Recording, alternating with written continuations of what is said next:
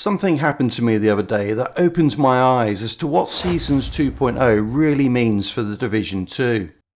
I played the open beta of New World Eternum and had a great time, but, and this is the important bit, many veterans of the New World community are not happy with the direction of that game. So why is this? And what does it have to do with The Division 2? Let me explain. The reason that I really enjoyed my New World Eternum experience is because I'm a relatively new player, with only around 24 hours of prior playtime. So for me, everything was new and exciting. The leveling process was fun because getting stronger let me see parts of the world that I'd never seen before. But for a veteran player who spent thousands of hours in the world, they've done this all before. And the reality is that there is no new content for them here. And that is one of New World's veteran players' biggest issues. The New World developers have spent all of their time and effort since the release of the last expansion on the new player experience. And it shows because the new player experience is very good, even if every NPC's hand gestures were modelled on an Italian mother. But it has been at the expense of a new content drought, which has resulted in the player count dropping from a peak of 78,000 when the last expansion was released to under 5,000 players. It is uncanny how similar The Division 2 is to this. The last piece of new content released for The Division 2 was in October 2023, the Paradise Lost Incursion, the same month that the Rise of the Angry Earth expansion was released for New World. Since then, Massive's focus has been firmly on the new player experience, removing barriers to entry like the Warlords of New York level cap, reducing the cost of optimization and expertise, and even buffing gear so that the need to grind for specific gear is reduced. And Season 2.0 originally proposed the introduction of seasonal characters, which would provide accelerated progression designed to swiftly guide new players to the endgame cash shop, but nothing for veteran players. And its focus on new players hasn't stopped. While seasonal characters are no longer a thing, Seasons 2.0 has now been revealed, and it's clear that much of it is designed to introduce new players to all the activities available in the game, delivering rewards that only new players will find valuable. The content drought didn't just start in October 2023 though, and to really understand just how much Ubisoft has been milking this game, we need to look at the life cycle of The Division 1. The Division 1 was launched March 8th, 2016, and to be fair, it was a buggy mess. But even so, after just 1 month, the first new content patch was released, which included the Falcon Lost Incursion,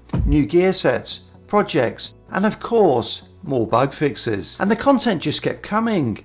In May, the second incursion Clear Sky was released along with more gear sets, closely followed in June by Dragon's Nest and the first new game mode, Underground, which was an absolute banger. After a Project Resolve type rebalancing of weapons and gear in October, the final update of 2016 included the best distraction game mode ever.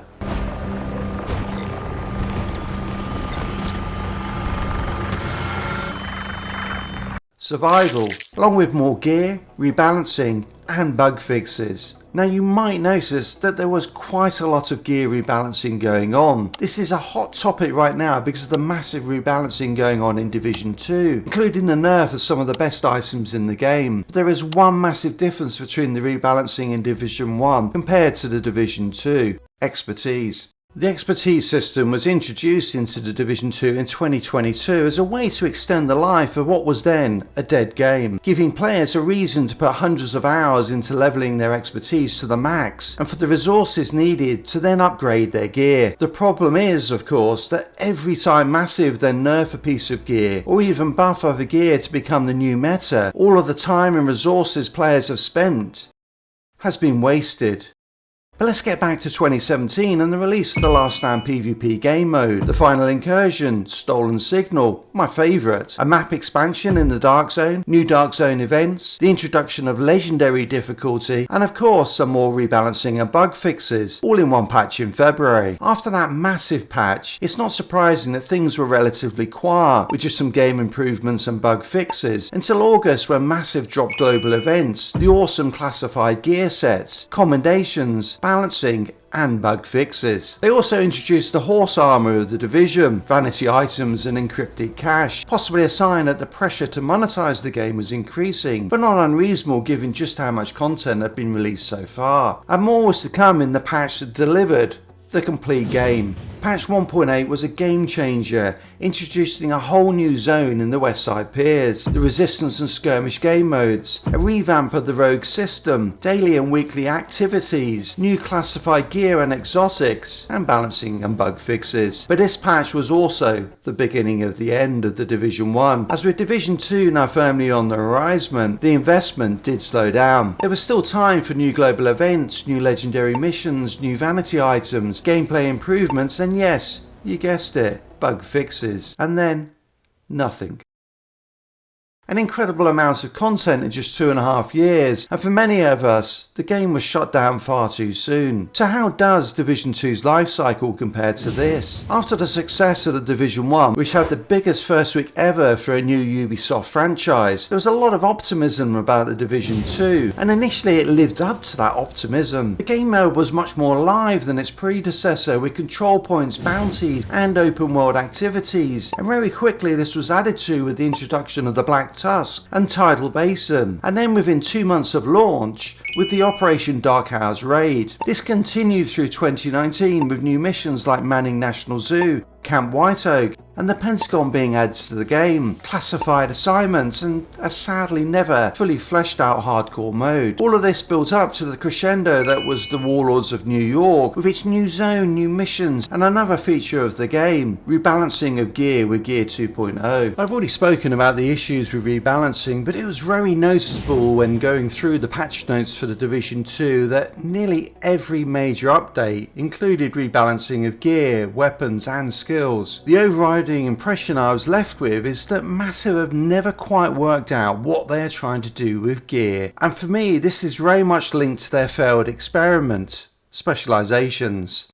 Let's be honest with each other, specializations right now are, well, not very special, and typically the choice comes down to 1 or 2 buffs they give and has nothing to do with playstyle or a class identity. I say the failed experiment in part because of this, but also because in 2021 Massive announced they would be delivering a specialization revamp, only to put it on hold in 2022, 2023, and now again in 2024. Back of our minds though, one day, I'm very hopeful one day we will be able to revisit specializations. But it's not in the short future. New World is similar to the Division in that you can equip any weapon, and it is the weapon that decides your playstyle, not your class. But with New World Eternum, they've introduced archetypes, starting specializations that don't lock you into a class like World of Warcraft does, but rather give you a glimpse of a playstyle, whether it be a tank, melee, DPS, healer or ranged DPS. At its heart, the Division is a third-person RPG. Ever wondered why the bosses are bullet sponges? It's because the Division is more like World of Warcraft than it is Warzone. And I would love for Massive to really embrace this by making specializations a more central part of the game. Give their skill trees unique and even overpowered abilities that let us lean into their class identity rather than playing lip service to it. If the content was then also built around this and the holy trinity of RPG games, then this would really shake things up and make different builds not only viable, but necessary. With the launch of Warlords of New York, things were looking up for the game. It was only a matter of months before the second raid, Operation Iron Horse, was launched, and shortly after that, the first new game mode, Summit, along with a big rebalancing, new gear, and bug fixes. This also saw the introduction of seasons, which we didn't notice at the time, spelled out the end of the game. In December 2020, the optimization station was introduced in what was called the last major update. Shortly after that, there was nothing. And that was the situation for over a year until the game was brought back to life again and into the seasonal cycle of content we've been in for just over 2 years. But what this demonstrates is that outside of the Countdown and Descent game modes and the Paradise Lost incursion, there will have been no new content in the best part of 4 years. Compare that to the Division 1's life cycle again and it would be no surprise if veteran players are leaving the game. And anecdotally, they are. There are no reliable player counts for the game due to it being cross-platform and only coming to Steam later in its life cycle. But look at these Twitch numbers for the game. Less than 10% of those for Destiny 2, a game that has now all but ended. Now I'm sure that someone will point out that we have had seasonal content, but I'm sorry, That's not new content. Running the same control points, bounties and missions with a voiceover or cutscene for the manhunt is not new. The leagues are just completing the same missions and killing the same enemies we've been killing for the last 6 years. And global events long ago ceased to hold much appeal after so many repetitions. We need a change. But more than that, we need new content.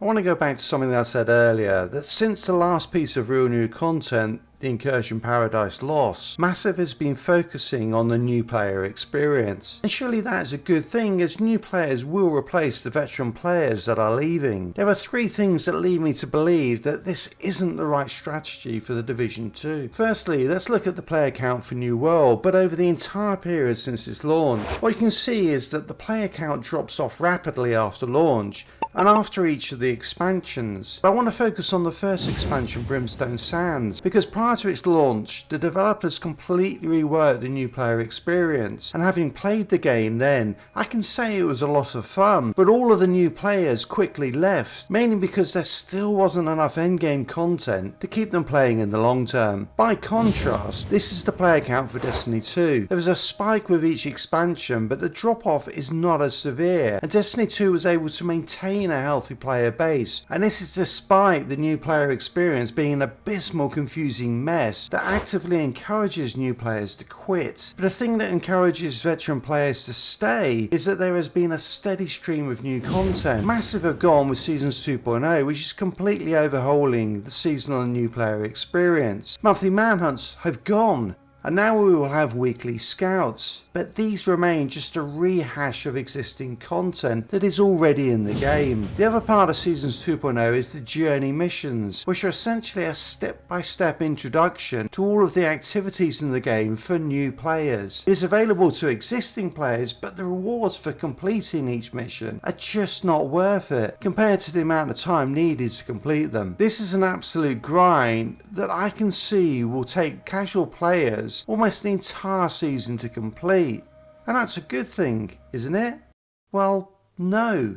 As again we can look to another game to see how this works in practice. The Outriders expansion Worldslayer launched with some great new content, awesome new gear, a solid campaign, and some of the best build creation and class identity in any looter shooter. But what became very apparent was that a core part of the content of the expansion was a grind for loot and resources over the same content again and again.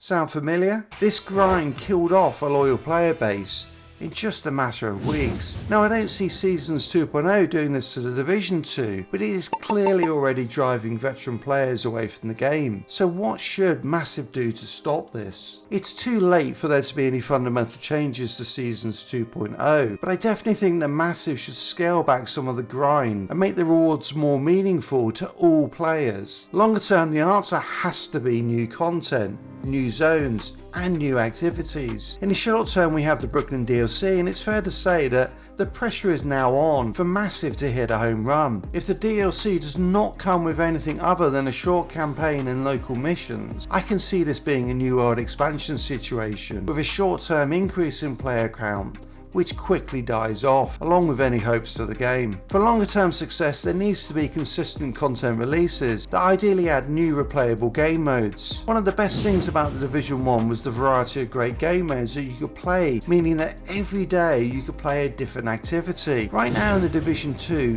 there is very little to do. Summit and Countdown have been done to death. Descent missed the mark badly with its strong new player focus, and Heartland, the survival for Division 2, was spun off to generate more income for Ubisoft before sadly being cancelled. Now maybe this content is coming, but in case it isn't, I have a few ideas that I think Massive should consider. The first is obvious. Make Heartland a playable game mode within the Division 2 as it was originally intended to be. It clearly has some flaws, but to be honest, players would still love to try it.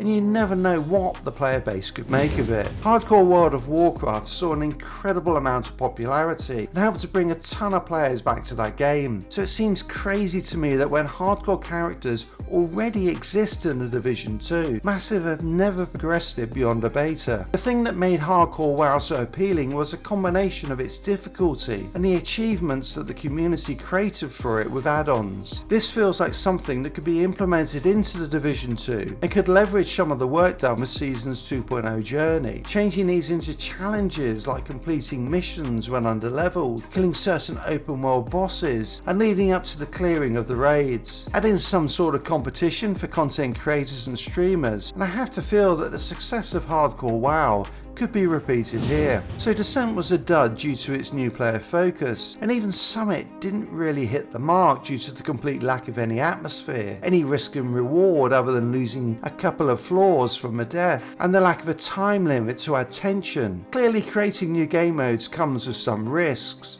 so don't.